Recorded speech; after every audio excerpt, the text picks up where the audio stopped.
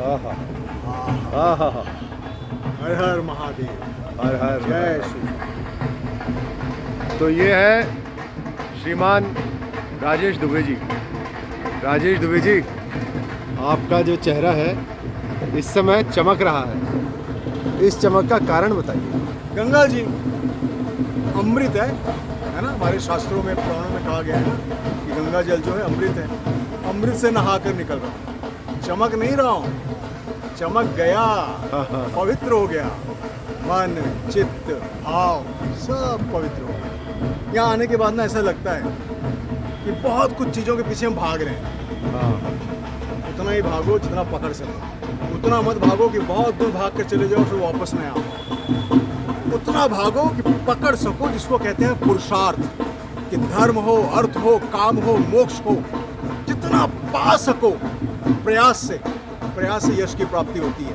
पालो। ऐसा नहीं कि पाने के लिए अपनी बाहें इतनी फैलाते जाओ कि आपकी रीढ़ की हड्डी टूट जाए और बिना मेरुदंड के व्यक्ति बन जाओ। अर्थात आपके जीवन में न संयम हो, न नियम हो, न आदर्श हो।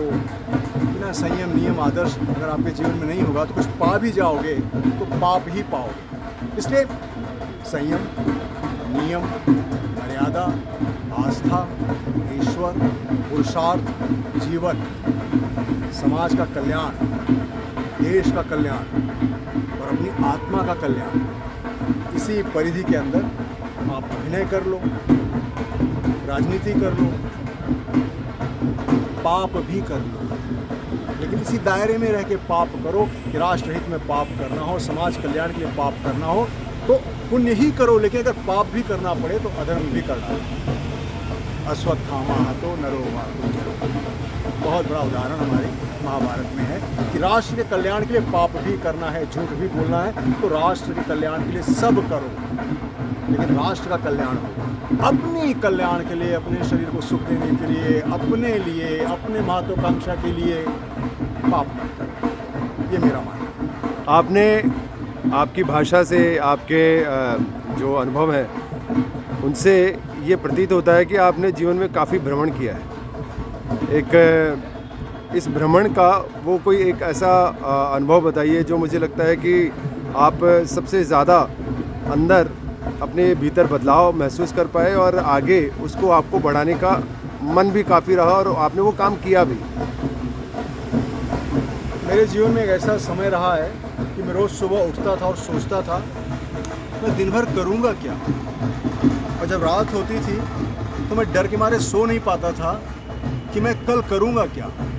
मेरे जीवन में करने के लिए कुछ भी नहीं था। जो मैं सोचता था वो होता नहीं था और जो होता था वो मैं करना चाहता नहीं था। ऐसे समय में मेरे मन में एक ऐसा विचार आया कि सूरज जो है ना रोज उगता है, अस्त हो जाता है, चाँद रोज उदय होता है, अस्त हो जाता है, लोग रोज दिन भर भोजन करते हैं, रात को सो जाते हैं। सब कुछ तो हो रहा है, सिर्फ जो नहीं हो रहा है वो जो मैं चाह रहा हूँ नहीं हो रहा है। फिर ना मेरे मन में ना ये हुआ कि यार बैठे बैठे क्या करूँ। अच्छा, जहाँ बैठा हूँ परिवार के सदस्य, यार, मित्र सब, मैं कुछ करता क्यों नहीं।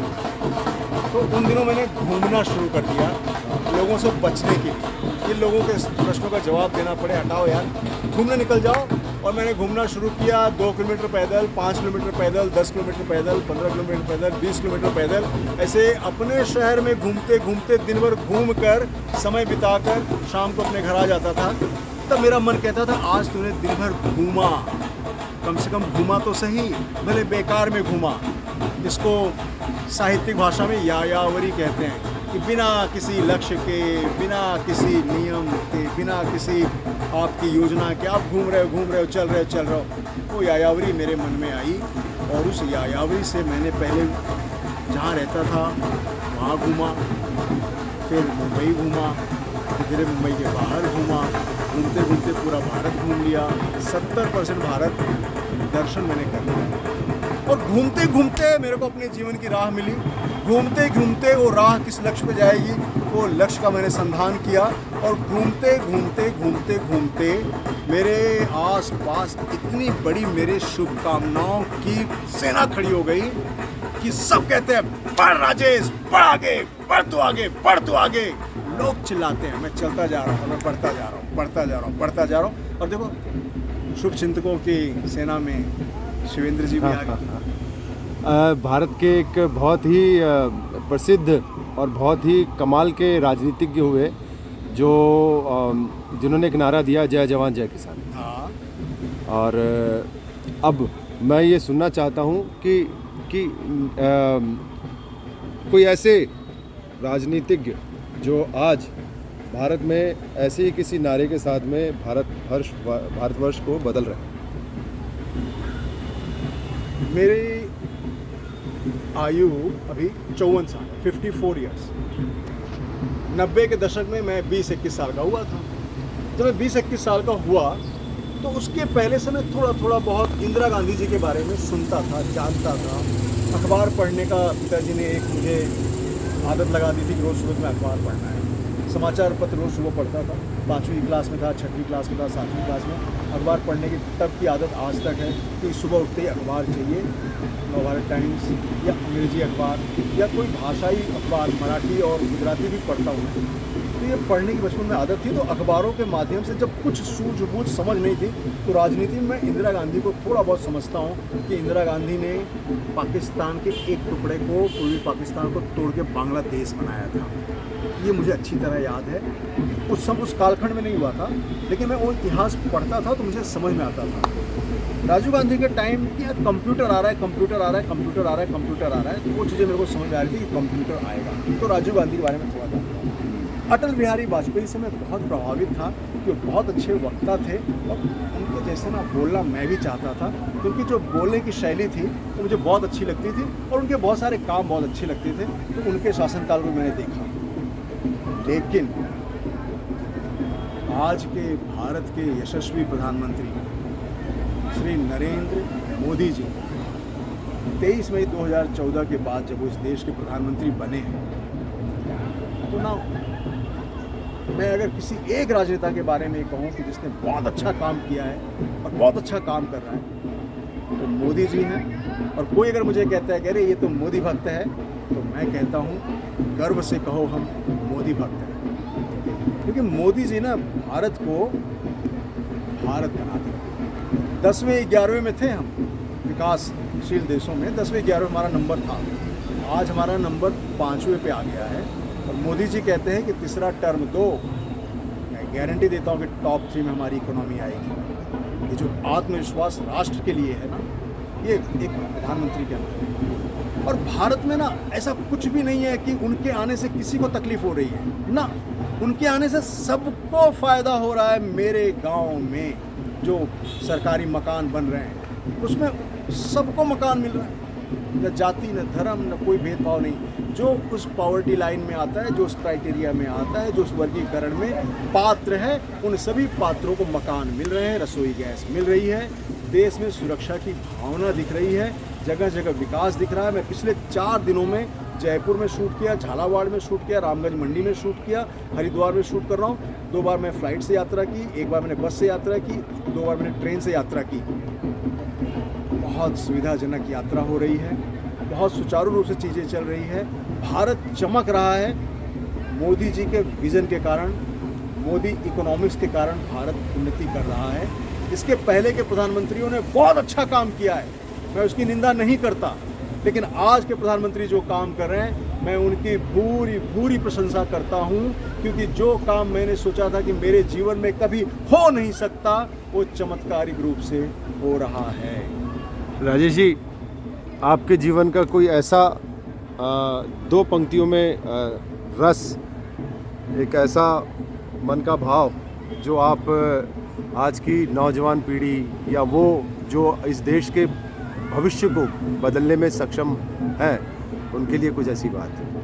न हो तू निराश, न कर मन को उदास। न हो तू निराश, न कर मन को उदास। निराशा छीन लेगी तेरे तड़पते मन की आस।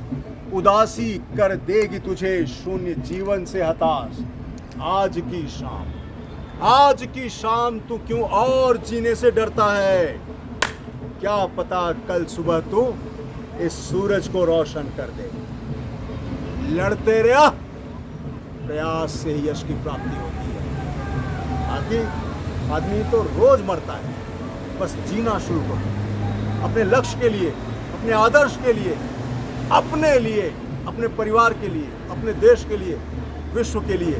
बस आगे बढ़ते रहो, सोचते रहो, गतिमान रहो। इस स्वर के साथ तुम लोगों के कानों में सुनाई पड़ो। आपसे ये वार्ता बहुत बहुत अच्छी रही। मैंने आज आपसे बहुत कुछ सीखा है और मुझे लगता है कि जीवन में ऐसे मौके और आते रहेंगे जब आपके सानिध्य में हम इस जीवन को, दर्शन को और समझते रहें। मैं धन्यवाद देना चाहूँगा कि गंगा जी में स्नान करते हुए जो इन्होंने वीडियोग्राफी की है, मैं इनके साथ खड़े होकर अपने आप को सौभाग्यशाली समझना चाहूँगा। तो ये देखिए दो महान कलाकार हरिद्वार में, गंगा जी में, गंगा जी के तट पर, उनके घाट पर बहुत मिलनसार हैं। अच्छा काम करते हैं, बढ़िया काम करते हैं। बहुत सारे सीरियल्स में, ऐड में, फिल्म में, वेब सीरीज़ में इनकी उपस्थिति है। लेकिन मुझसे मिलने खुलने में तो कहीं वो चीज़ें नहीं आई कि यार मैं किसी बुजुर्ग से मिल रहा हूँ, यार मैं किसी one day to day artist से मिल रहा हूँ, यार ये पता नहीं कौन है ना। ऐसे मुझसे मिले और मुझे अपने आप से ऐसा मिला लिया कि बस मन से यही प्रार्थना निकलती है, ये गंगा मैया शिवेंद्र का ऐसा कल्याण करो, ऐसा कल्याण करो, ऐसा कल्याण करो कि वो खुद कहें हर हर महादेव, हर हर। और कल्याण इनको चाहिए क्या? अच्छे प्रोजेक्ट चाहिए। जब अच्छे प्रोजेक्ट मिलेंगे तो प्रसिद्धि बढ़ेगी, और जब प्रसिद्धि बढ़ेगी तो पैसा आएगा, और जब पैसा आएगा तो जीवन की सारी खुशियाँ आ जाती हैं। बस और जब खुशियाँ आएंगी तो गंगा जी नहा देंगे। हर हर गंगे, हर हर गंगे। जय शिव शंकर, जय शिव शंकर।